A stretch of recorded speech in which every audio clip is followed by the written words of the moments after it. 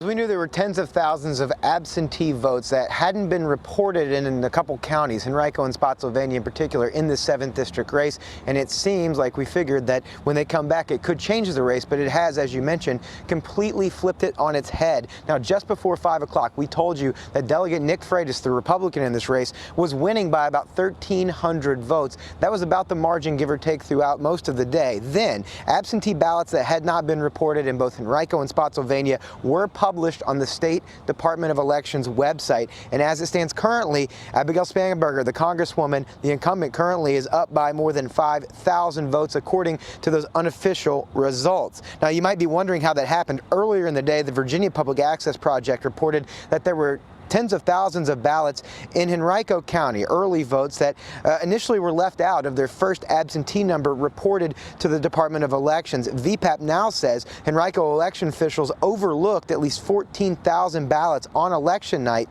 that were labeled as, quote, provisional ballots, and that was by mistake. Now, we've reached out to the registrar here in Henrico multiple times throughout the day for comment on this issue and have not heard back. Now, Spotsylvania County is also finally reporting their absentee numbers after some issues with their voting machines on election night for their satellite locations, and Spanberger won those early votes by more than 2,000, although Freitas did win that county as a whole and overall. All this means that Spanberger is declaring victory tonight. She released a statement not long ago, just really 15 minutes back, saying the 7th District affirmed its commitment to the leadership in Congress, and that puts Central Virginia first and works for everyone and focuses on expanding opportunity for the next generation of Virginians. Serving the 7th District in Congress has been my honor, and I look forward to continuing our work to strengthen and protect our communities.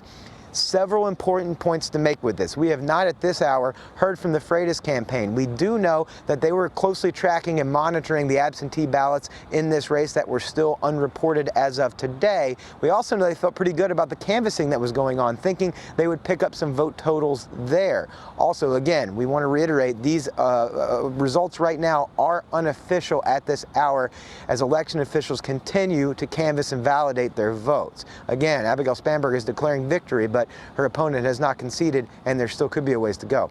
We'll be tracking this throughout the evening, but for now, working for you in Henrico County, Jake Burns, CBS 6 News.